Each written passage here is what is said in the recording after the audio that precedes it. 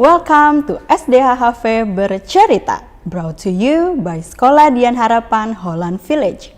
I'm Esther Gerard, and today I'm going to be reading The Lightlings, written by R.C. Sproul and illustrated by Gerard.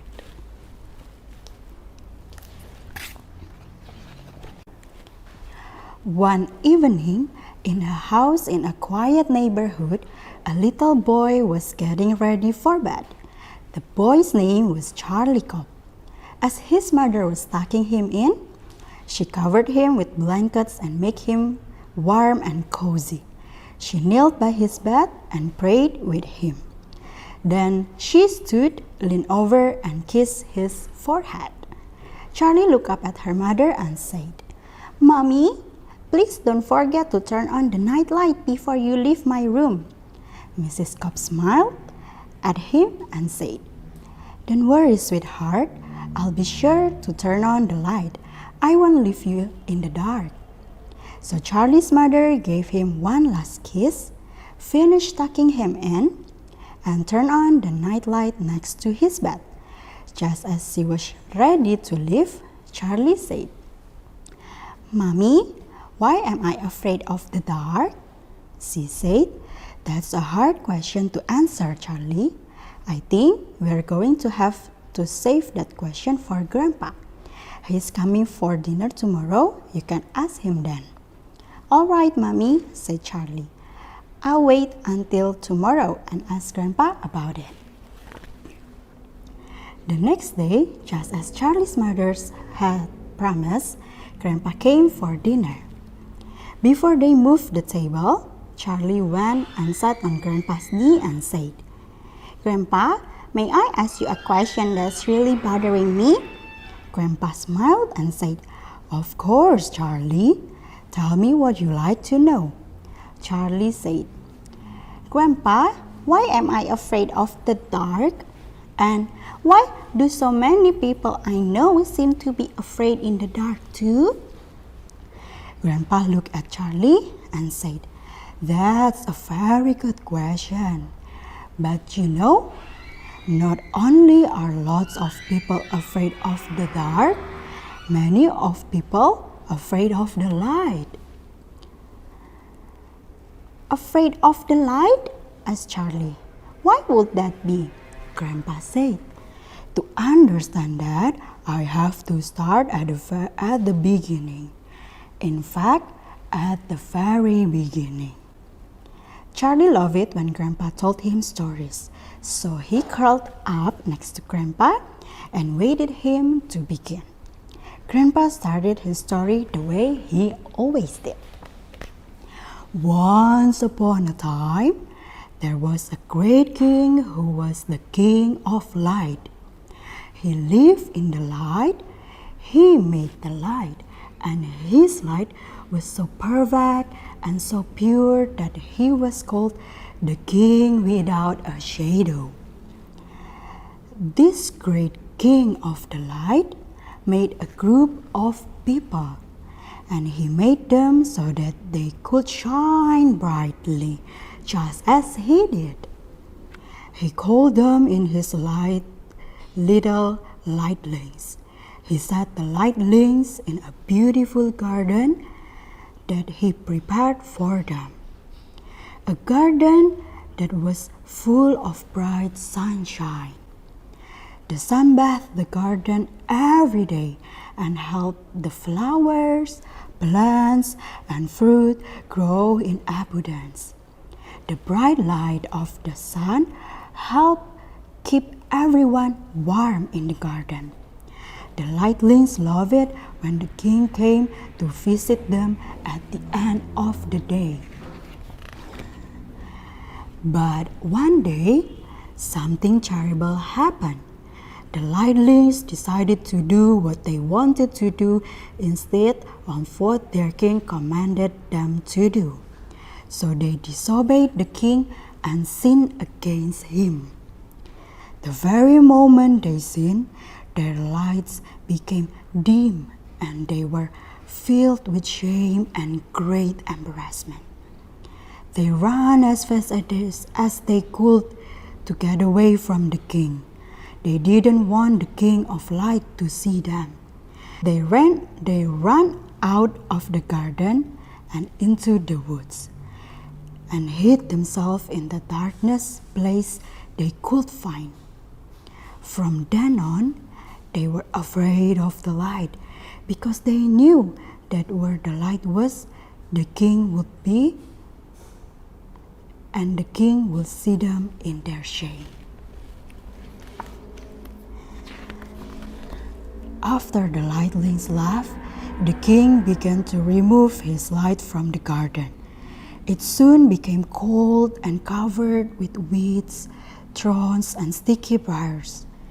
The Lightlings moved further and further into the woods until they lived in the place that was almost completely covered with darkness. It was so dark, they had to grope around as if they were blind, feeling their way through the forest. Often they would trip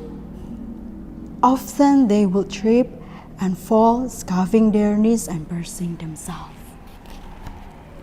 It was awful living in the dreadful darkness all the time, where the only light they ever saw was the barely lit shadows that danced in the forest.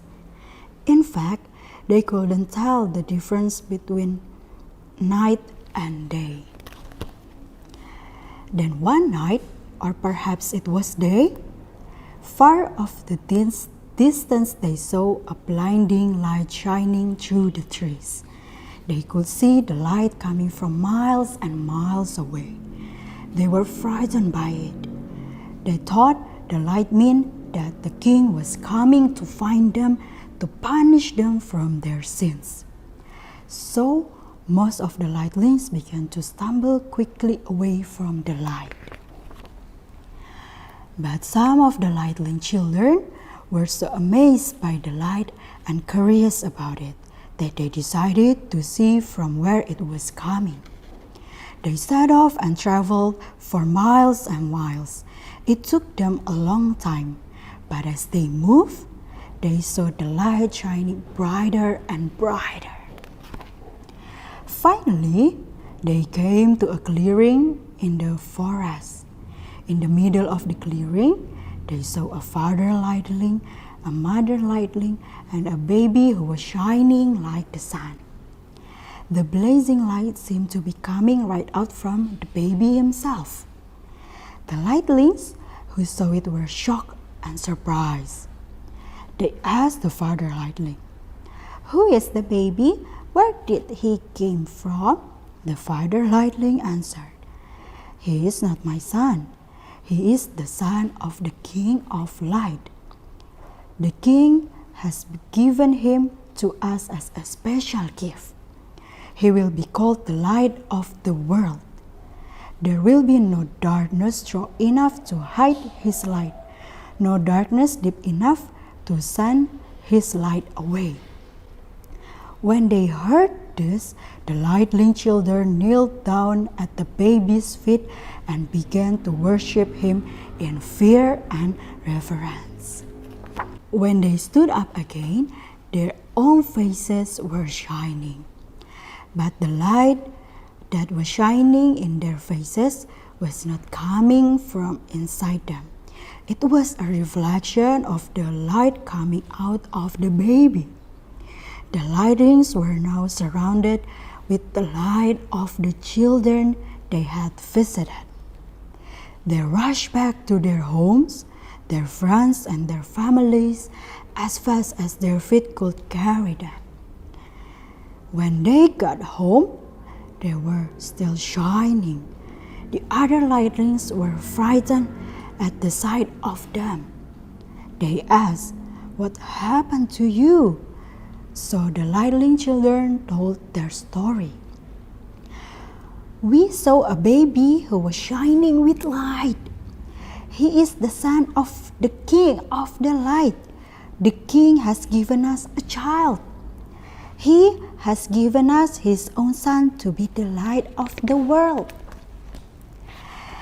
The Lightlings noticed that already there was more in the forest. Now they could begin to see where they were going. They could walk without falling. They could run and play without bumping into trees or rocks and getting burst. Some still hid from the light, but others realized they didn't need to be afraid anymore. They saw that living in the light was much better than in the darkness they used to.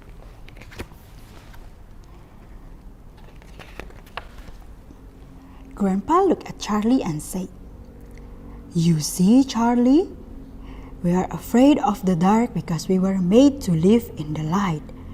But someday, all of us who love His Son will live with Him forever in heaven. When we go to the dwelling place of the Son, who is now the light of the world, there will be no darkness at all. Not only that, there will be no moon. There won't be any stars or even a sun. There will be no night lamps, no lanterns, not even any candles." Charlie asked, How can it be light there if there's no sun or lamps or candles? How can that be?" His grandfather replied, "In the place where the king's son now lives, the light that shines forever still comes from him. He is the light in heaven. All who come into his presence will never be in the darkness again." "Wow," said Charlie. "That sure is a wonderful thing to look forward to." And Grandpa replied, "Charlie, let me make a suggestion. Every time you see the sun, the moon, or the stars, or light, or turn on your night light, remember the story of the child the King of Light brought into the darkness of this world. Remember that He gave us this baby as a present. As long as you remember that, you will never, ever have to be afraid of the darkness again."